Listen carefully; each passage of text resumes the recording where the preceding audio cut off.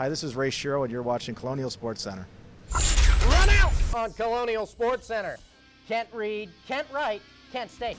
But can they play softball? RMU ladies would find that out. And we're fumbling, grumbling, and stumbling down to lacrosse. Joe Walton for some men's and women's lacrosse. Hey, we're serving it up. Do you smell what's cooking? Colonial Sports Center starts next.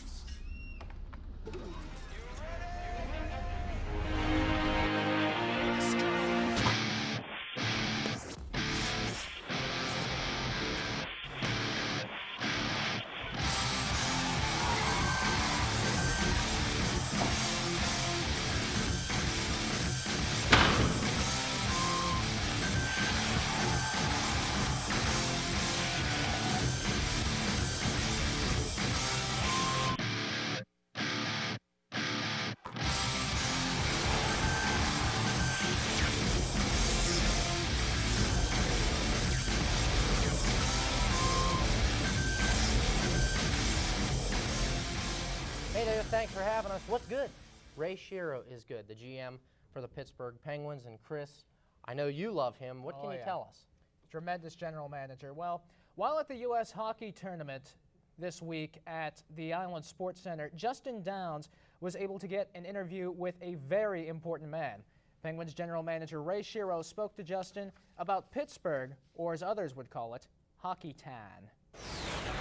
Pittsburgh Penguins general manager Ray Shiro. Ray, so nice to have you with us. How are you doing today? Doing great, thanks. Out of your busy schedule, what exactly are you doing here? How'd you find the time?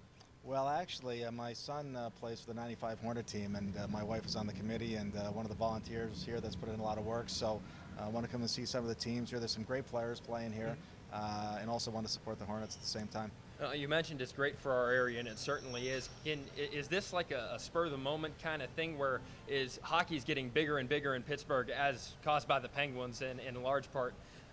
Is that really a tribute to what it's done for the area? I think so. I think this goes all the way back to Mario Lemieux back in the early 90s, and this building that we're in here at Island Sports is probably here because of that. And it's the hockey here has really come a long way, and I think the Penguins have been really involved with the Learn to Play now, and so kids are starting at such a younger age, and it's great to see some of the competitive players that come out of Pittsburgh, and certainly all the players that are here this weekend.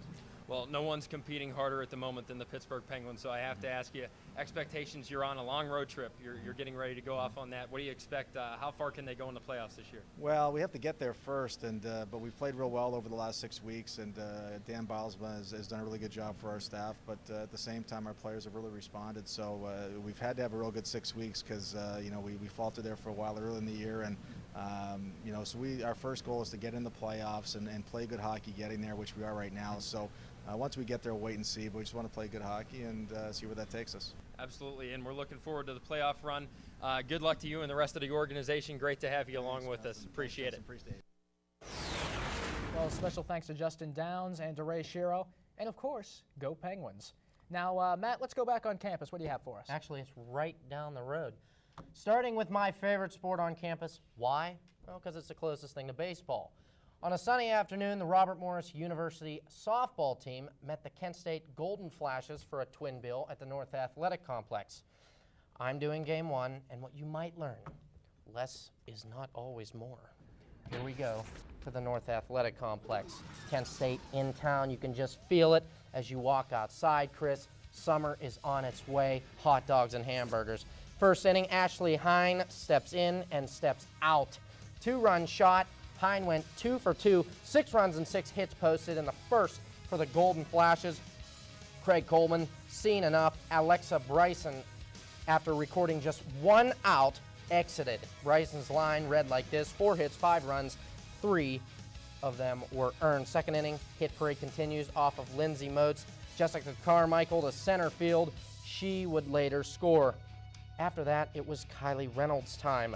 Lauren Nizivasha, no can do. Allie Patton, sit down. Sarah Kopp, would fan. And Stacy Davidson is just browsing. Kayla Crooks, lots of love, girl, but you got to get the heck up out of here. Cap goes down again, and Kristen McDaniel rounds out the 7 strikeout victims of Kylie Reynolds as KSU rolls big time 11-0. There's kind of a lot of strikeouts there, so we'll go to game 2. Hopefully it goes a bit better. You see the softball on the field. That indicates that we will, in fact, be playing softball this afternoon. Second inning, Susan Parrish apparently hits into a double play, but the fielder muffs the ball and she advances to first. Now, you're going to see Annie Dubovec go deep over the left field wall and over that person's head in the foreground as well, but I assure you, that went out. That was a home run, and we now move on to the third inning. Kent State is up to bat, and Heather Duhan of the Flashes goes to center, and that is a well-hit ball right there. Home run to the deepest part of the field. Like Tiles Hill in Houston. Exactly. A stolen base attempt will turn into a rundown, but it's a trap because Annie Patton steals home and the runner is safe at second. Now Kristen McDaniel going to loop one into left field, and where we come from, we call that a ribby. And that was yet another run for the Colonials. On to the sixth inning. Brooke Panopinto goes over the center fielder's head, which leads to yet another RMU run. And it's over! 8-5, Robert Morris, your final score. Now let's take a look at the schedule, the NEC conference schedule coming up. Fairleigh Dickinson on the 4th, Sacred Heart on the 5th, Youngstown State 7th, Central Connecticut 10th, and St. Francis, PA, the cross-state rivals, on April the 18th. The softball team looked to use the midweek non-conference games as a bridge to the remaining games. And although the first game against Kent State did not go as planned, it was still a productive day. I had a chance to talk with the team afterwards. The doubleheader against Kent State was set to be a launching pad for a conference weekend, but it did not start well. Well, in game one, Kent State showed up with their bats nice and hot, and they just basically steamrolled us. I mean, we threw Lex at them, and she's our freshman who's been pitching real well lately, and they hammered her, and then Lindsay came in, and it took her 2 or 3 innings before she could settle them down, but they just came out roaring with the bats. We knew it was going to be tough. The only way we were going to beat them was to really shut them down, and we certainly didn't do that. Although the day did not begin as the team had hoped, it did end on a positive note. Well, you know what? A lot of teams can't do that. I have a group of kids that are very gutsy kids, and they're character kids, and they come from behind all the time, and they bounce back after a bad game all the time. And, you know, this is just another example of them doing that. It's why I'm so proud of them. Part of the positive was the ability of Alexa Bryson to bounce back in the second game from a poor outing in the first. Well, you know, we scored virtually every inning as the game went on, and then they started to feel good about hitting Annie, and so we had to make the change and bring Lex back in. It was big for her to be able to come back after, you know, getting smacked around at the beginning of the first game, but after a couple of hours of time to think about it and recover, she came back strong as ever, and you know, we got a couple calls that helped us out, and we ended up winning the game. We outslugged them. Changing the pitchers did not change the game plan that was already in place. No, not really. Like I said, our main goal is to make sure we get ahead of our hitters. Lex came in and threw really well and shut them down. Annie was getting hit a little bit, so it was a good time for a pitching change. So Lex came in, just shut him down. No real changes in how we call the game, just focus on getting ahead of our hitters. They looked to carry the momentum from the Game 2 win into the weekend. Obviously it's conference, so conference always is bigger emotionally for the team, but we're taking this game. Kent's a very good team, so we're going to take this win and run with it and hopefully keep it going through conference. With 4 conference opponents on the docket this weekend, the Lady Colonials look to improve their position in the standings. With the women's softball team at Albert, Colonial Sports Center. Okay, thank you, Ed. And if you stick around here on CSC, we'll have an interview with a pitcher that threw a no-hitter inning against the U.S. softball team last spring. That's right, Lindsay Moats will join us later on Colonial Sports Center. The RMU women's lacrosse team bounced back with a 19-14 victory over NEC foe Wagner on Friday afternoon at Joe Walton Stadium. RMU's 19 goals in the win is a season high for the squad. Here's how it played out against Wagner. Women's lacrosse, Wagner Seahawks in town. Janine Bright would find the back of the net right here, starting off for Wagner in the first half. Colonials haul it back, though. Kara Blakely, she had 6 points. Fun day for her. Later, Blakely had herself a day, doing it again. Ashley Levering behind the net to Emily Tomlinson. Seahawk netminder Alex Johnston, tough day, gave up 18. After recess, Kelly Blunden gets into the Seahawks net, and it was just downhill for the Seahawks after that. Take a look at that one more time. Oh, so pretty, you got to look at it twice. And RMU, that is Ashley Trombetta. She would score. Later, Aaron Finnegan will take the easy score for RMU. 19-14, RMU win. Justin Downs is on line 2 for us. But before, we're going to take a look here. Blakely, 5 goals. Very impressive for her. London had 4 goals for Wagner. Those are the 2 high scores. Bright also had 3 goals for Wagner. 2-1 for Wagner. RMU only 2 games so far. 500. What can you say? Other than a season high score of 19 goals. Justin Downs on line 2. It had been exactly 1 month since the women's lacrosse team took the field at Joe Walton Stadium, having played their last 7 games on the road. Over that span, they posted a record of just 3-4. Needless to say, it was important for the team to make the most out of their return to Moon Township. That was really tough. I mean, I think we had a 7-game away streak, and that was really tough on us, just always traveling and stuff. But it's really nice to get back here and be on our home field and pull off a win. Yeah, it was actually really nice to be home. It was nice. It's fun being away, but at the same time, it's really nice to have home games because we have so many away. That's nice to have your fans and your family. The Colonials exploded offensively against the Seahawks, tallying a season-high 19 goals, and leading the charge were seniors Kara Blakely with 5 and Emily Tomlinson with 3. Production from the upperclassmen is something that needs to continue if the team wishes to achieve their season goals. Oh, it's big. I'm actually really proud of our seniors. We have a senior at every end of the field to do something important. But the rest of the team does their part, but our seniority and our leadership is really good this year. I think that's a big part. Like, I think especially freshmen out there, they look to, call plays and let them know what we're doing and keep everyone settled and not get too anxious. Yeah, we have some great freshmen, and it's going to be really important for the next year because we have 7 seniors leaving, and it's really important for them to step up. Well, we're going to have to work together, and everyone's going to pull together, and we're just going to have to play up to our level and beat Sacred Heart and all of our competitors. Yeah, we're definitely looking for some big wins this weekend coming up. We have 2 away games. I think we're up at Sacred Heart and Long Island, and those would be some really big games for us to win. I think we're going to go to the NECs. I believe that we can do it, and as long as we play to our level, we can kick everyone else's butt.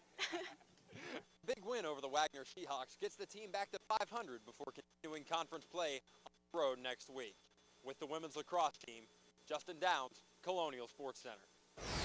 Thank you, Justin. Coming up after the break, a little something for all our fans down in Brazil as we have highlights of the latest exploits of Igor Neves and the tennis team. Keep it here.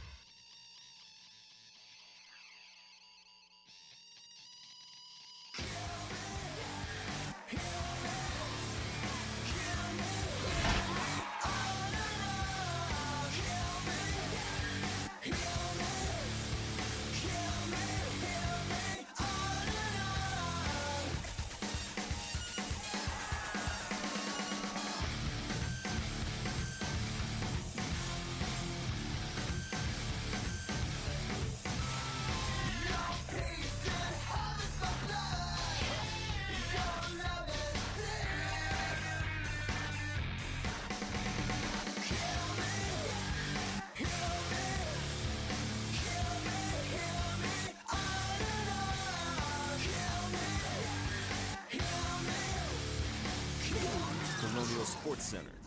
You ready? Here on the campus of Robert Morris, we have both a men's and a women's tennis team. They try really hard and we like them a lot, so we're going to show some highlights of their latest match against St. Bonaventures as they prepare for the upcoming NEC tournament.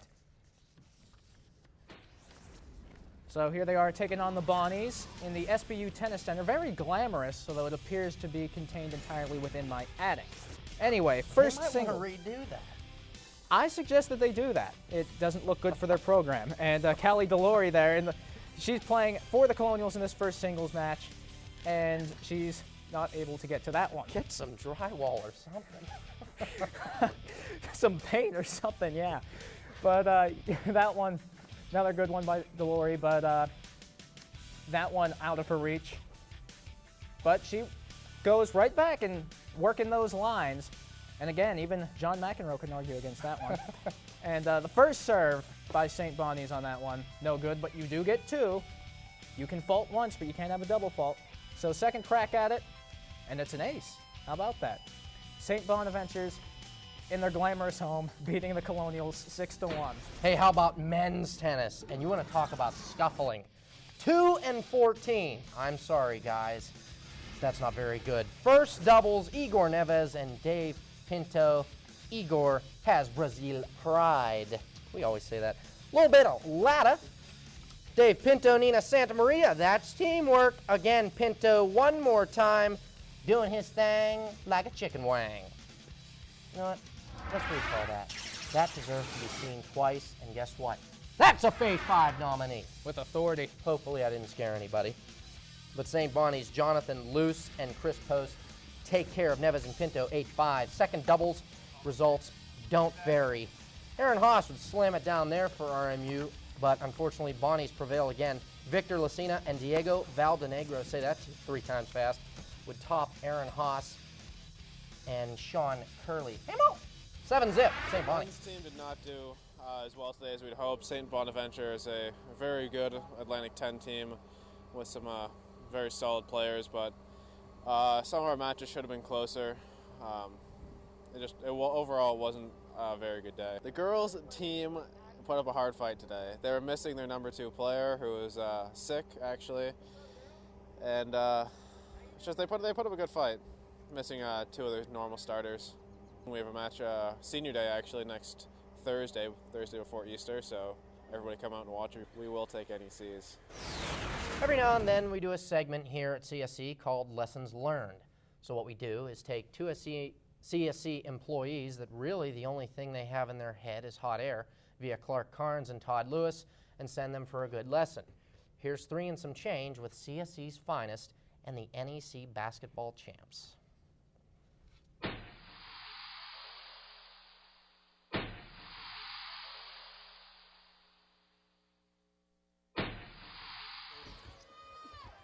Inside and nicely done by Iffy Iram. Ready to do this? Shad.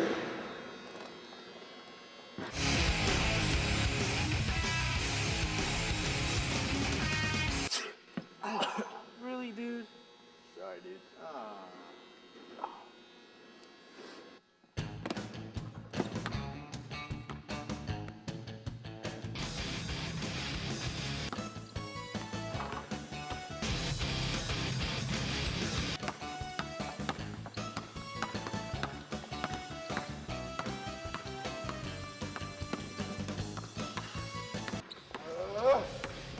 What are you guys doing?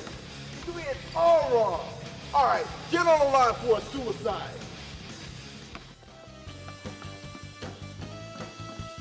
All right, guys, I'm going to teach you guys about the shot.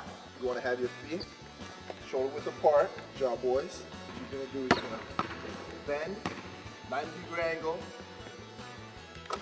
and pop your grip. That's it.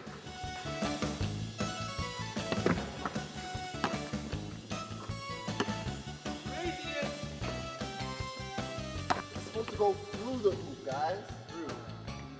Fellas, come on. Anybody know the most high percentage shot in the game?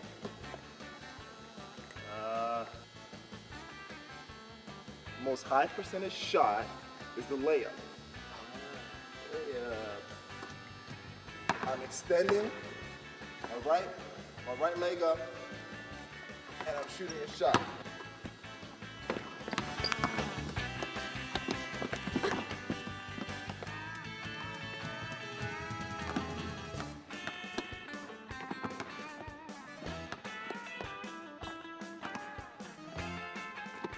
Water break, let's go. Let's do this.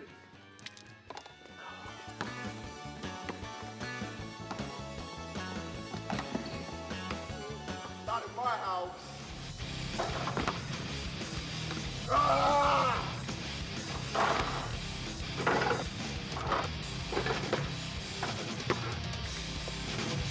That's how you jump.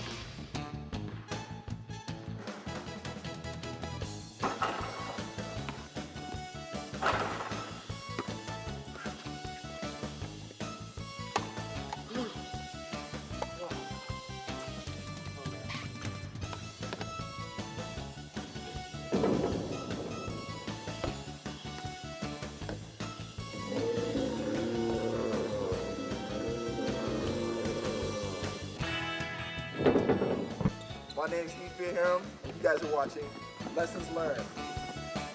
Come on, guys!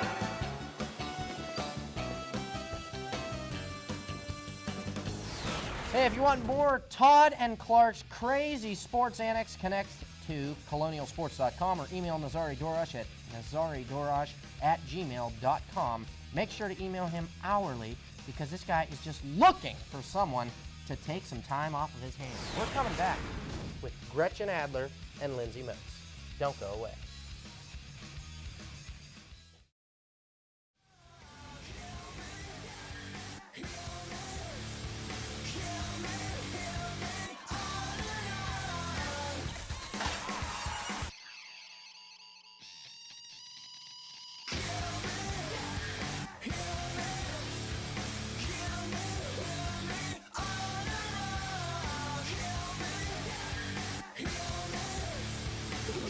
Colonial Sports Center.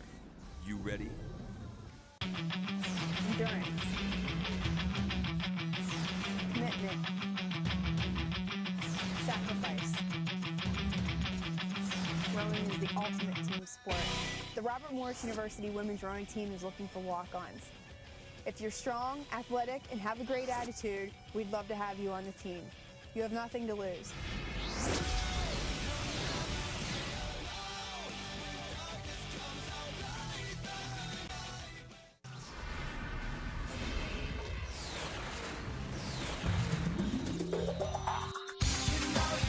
I'm David Dietrich. And I'm Susan Defino.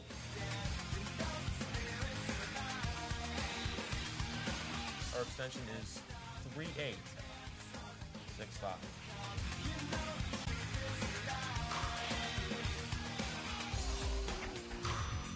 Colonial Sports Center. You ready?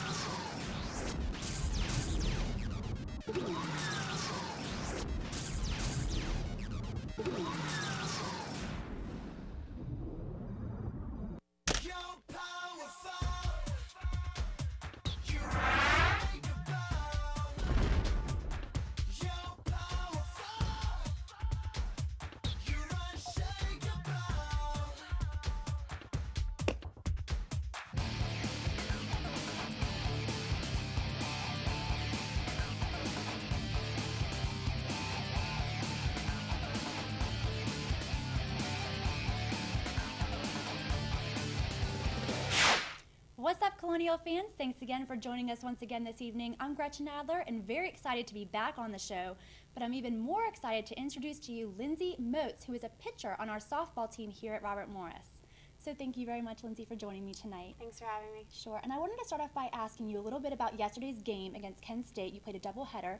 The first game didn't go, I'm sure, as you planned. It was a little bit rough, but the second game you definitely drastically improved, and I just wanted to maybe ask you what you felt was the reason for that. After the first game, we were pretty embarrassed with how it came out. Kent State has always had a really good team, and you know, we didn't do as well as we would have liked to that first game. So we, you know, huddled after the first game and decided what we needed to do differently and come out with a win, and we did. So absolutely, and you guys did pretty good in the UMBC Spring Classic as well, winning 3 of 5 games. Mm-hmm. I'm sure you guys worked really, really hard to do that. And what do you think the team feels about their performance in this game? I definitely think the team was really pleased with how we did at UMBC. 3 games, you know, is better than none. We would have liked to have won all 5, but the 2 that we did lose, we, you know, we figured out what we needed to do differently, and we played some really good competition. So we were really pleased with how we did. Right, and you guys have a huge weekend coming up this weekend, Saturday and Sunday, against Fairleigh Dickinson and Sacred Heart. And in the past, you have beat these teams. But with that said, how do you feel about the confidence level going into this weekend? I think we're really confident. We definitely want to sweep them, and we need to sweep both teams to really keep doing well in the conference. Fairleigh Dickinson has not always been the greatest team in our conference, so we should definitely, hopefully, stomp all over them. Sacred Heart's a scrappy team, and we're going to have to, work together and play well, and hopefully we'll come out with 4 wins this weekend. Absolutely. And we only have time for one last question, but I definitely wanted to ask you, I'm sure that your coach, Craig Coleman, and you guys as a team have been working very hard at setting goals for yourself for the rest of the season. Could you tell us a little bit about those goals? Yeah, we, came out in the beginning of the season not really working as well as a team as we would have liked to. We weren't meshing, so we've really just been trying to continue to grow and work together as a team, and just, hopefully we'll come out on top at the end. So just keep working at it. Hopefully you will. Well, I wish you all the best of luck for the rest of you. this season, and thank you very much for joining Thanks me for having tonight. me. Sure. And folks, stay tuned, because up next we have the top 5 plays of the week. And athletes, you might just want to stay tuned as well, because you just might see yourself on camera. So don't go anywhere. The Fave 5 is next.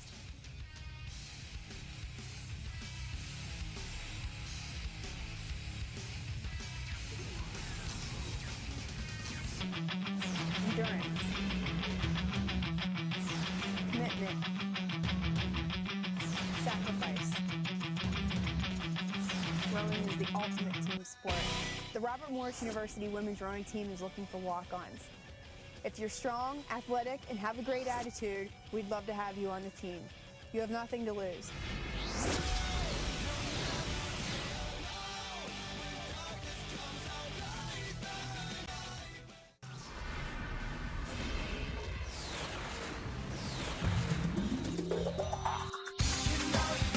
I'm David Dietrich. And I'm Susan Defino.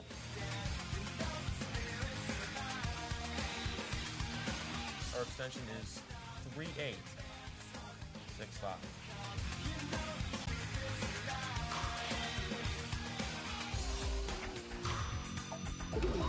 Colonial Sports Center.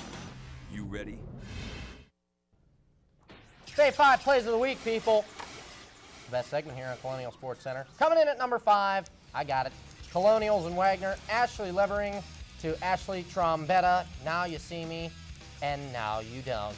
Colonials roll past Wagner 19-14 at Joe Walt. NHL 94 style one-timer there. Here is Neves and Pinto, the dynamic duo. It's like, Abbott Costello, except with more tennis talent. Look at that. He's saying, I don't want the ball, you guys can have it.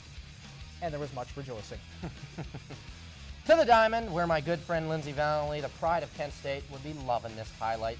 Kylie Reynolds, you just can't touch her. Reynolds struck out 7 of the 17 batters she faced in a complete game, one-hit wonder. 11-0, Kent State win. Staying on the softball diamond, Ashley Hine, 9! Going deep to left field, just inside of the fair pole, as Warner Wolf would call it. I don't think it did, but 6 runs in the first inning with only 1 out. Numero uno, game 2 of the Twin Bill against Kent. Kristen McDaniel puts a good swing on one. Texas Leaguer to the left field and scores 1. RMU wins game 2, 8-5. Jackie Timko, a freshman, tearing it up. 379 she's hitting. Very impressive freshman. We look to see her in the future. Take a look at your weekend results for all Colonial sports. Men's lacrosse against Hofstra, loss. Softball against Monmouth, split. And softball and St. Mary's. Well, you saw it right there. RMU home sports, softball and against Fairleigh Dickinson Saturday, 1 and 3 p.m. It's a doubleheader. Sunday, 12 and 2, also a doubleheader. Men's lacrosse against Drexel. And you can also check that out on colonialsportscenter.com, or even go to rmusports.com, and you can check out all of the episodes that we've done previously, and episodes in the past, and not coming in the future. So great, we got 2 URLs. I'm Chris, that's Matt. Yeah. So long. Adios, hasta luego. Any other goodbyes? Yeah, whatever. Auf Wiedersehen.